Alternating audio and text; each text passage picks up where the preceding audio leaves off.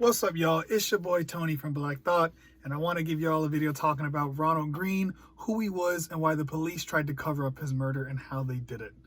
Stay tuned.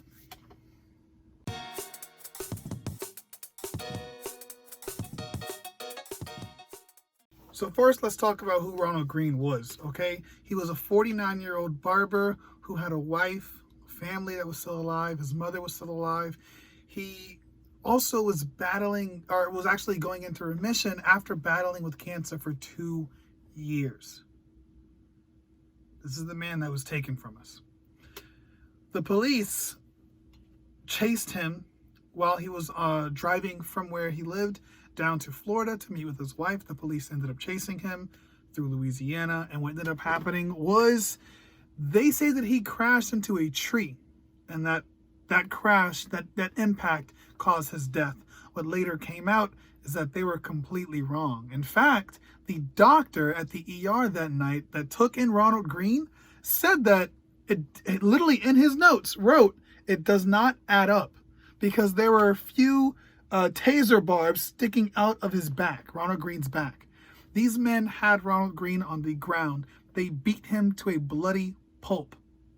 In fact, even after they shackled his legs together, his arms together, while they were trying to get him into the ambulance, they dragged him by his feet shackles across the floor face down.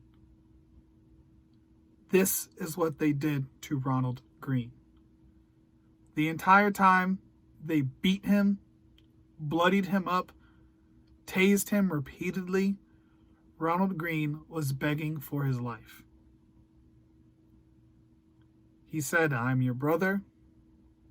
I'm sorry. Jesus, no." Repeatedly begging for his life. In fact, in the video that'll soon play, you will even hear the police there at that time, the Louisiana State Police, bragging about how they have blood all over them and how they have to get it off, wipe it off. It's disgusting what they did to Ronald Greene. Truly. Luckily, though, the body cam footage eventually came out, not because the police released it, do not get me wrong. However, the Associated Press, they released some of the body cam that they attained, not from the police. I'm not sure how they got it, but they released it, and after that is when the police from that district finally released what they claim to be all of the related footage. Whether that's true or not is yet to be determined. However, I doubt it is, considering that they changed their stories so much. First, they said he crashed into a tree. From this picture of his car, you can see he did not crash into a tree. Plain as day. From the taser barbs in his back, you can see he did not die on impact from any crash. In fact, there's little to no damage on his car at all. After that bogus claim, they then went on to claim that after a brief struggle with the police, Ronald Greene became unresponsive. And obviously, by the videos that are in total more than 45 minutes long, one, there was no brief struggle, and two, you can clearly see that he was not resisting. In fact, he was quite literally begging them to stop. In fact, one of the police at the time even said that they were still struggling to get him on the ground because he was coughing up blood.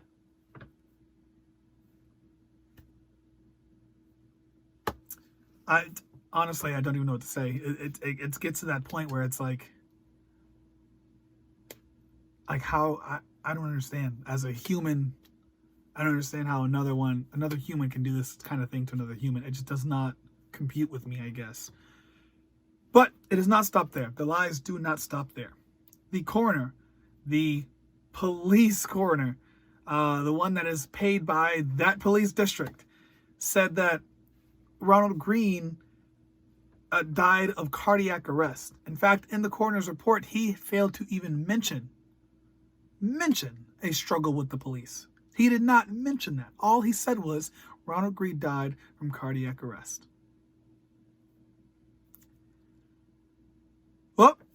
Needless to say, the streets of Louisiana have now shown up and shown out.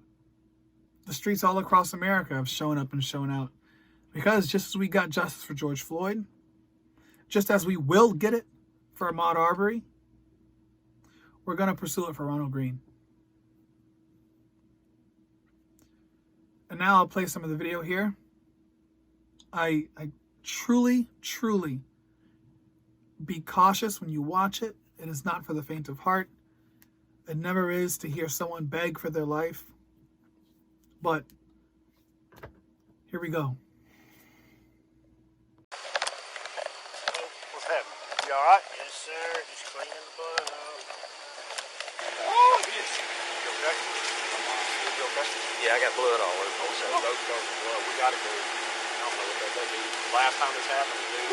What did you see? They'll check them at the hospital. Jeez. They ask. You okay? Yeah, I'm good. Yes, sir. Yes, sir. Oh. Hey, sir. Don't you turn over. All right. Don't you turn over. You lay on your belly. Lay on your belly. Yes, sir. Okay, sir. Don't lay on your fucking belly like I told you to. You understand? Yes, sir. Yeah. Yeah, shit hurts. Okay. Oh, Lord Jesus. Oh, Lord. Okay. Lord Jesus. I was going to sit him up, but I didn't want him spitting blood all over us. That's going to be bad.